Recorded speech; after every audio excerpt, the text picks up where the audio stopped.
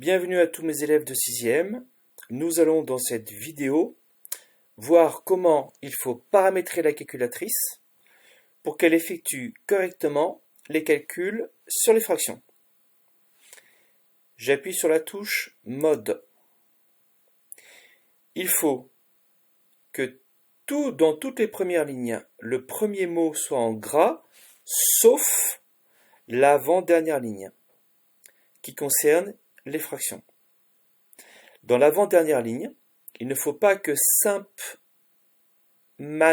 soit en gras, mais l'autre mot, simplification automatique, simp auto. J'utilise le pad pour me déplacer.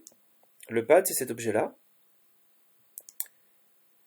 Quatrième ligne, flèche vers la droite, et j'appuie sur la touche Entrée. Ensuite, je quitte. Seconde, quitter.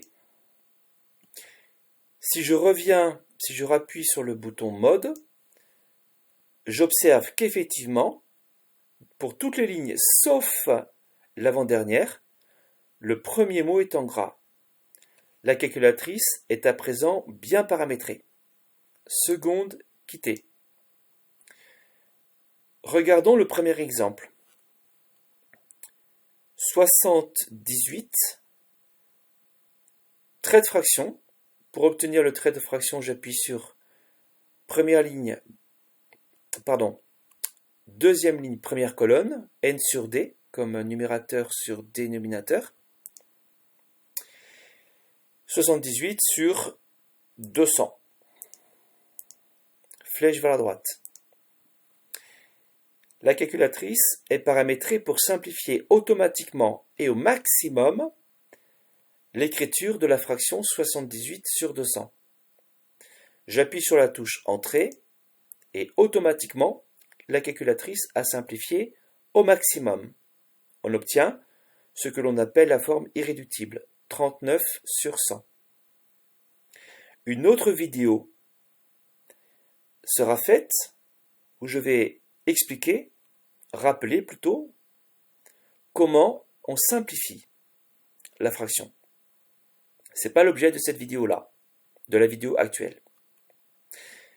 Considérons, je vais donner un deuxième exemple. D'abord, je vais effacer l'écran. Pour effacer totalement l'écran, j'appuie sur la touche Annule. Première colonne, touche Annule. Automatiquement, l'écran s'efface. Un deuxième exemple, je vais rentrer la fraction 20 soixantième. 20, trait de fraction, ici. Quand j'appuie sur une touche, remarquez que la touche devient rouge, ce qui permet de la voir, de retrouver sur quelle touche je viens de cliquer. 20, j'ai dit soixantième, 20 sur 60, flèche vers la droite. Alors pour les élèves qui savent comment déjà on peut simplifier la fraction 20 sur 60, je vous laisse effectuer les calculs. Mettez la vidéo en pause. Voilà, je vais interroger la calculatrice pour avoir, j'espère, la même réponse que vous. J'appuie simplement sur la touche Entrée. Et automatiquement, la calculatrice nous donne la forme simplifiée au maximum. J'appuie sur la touche Annule pour effacer l'écran.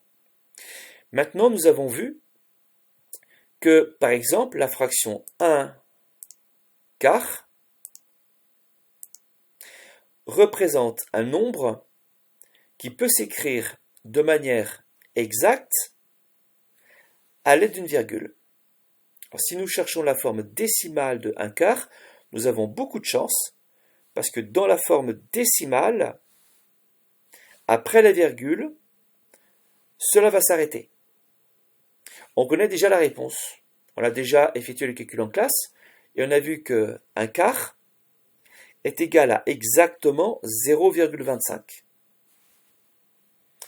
Si je questionne la calculatrice en appuyant sur Entrée, ça ne marchera pas. Parce que si j'appuie sur Entrée, la calculatrice va me donner la forme simplifiée au maximum de 1 quart, qui est évidemment 1 quart lui-même. Ce n'est pas ce que je désire faire. Pour obtenir l'écriture avec une virgule, c'est presque la touche N sur D. C'est d'abord la touche seconde, qui s'affiche en rouge ici, et ensuite j'appuie sur N sur D.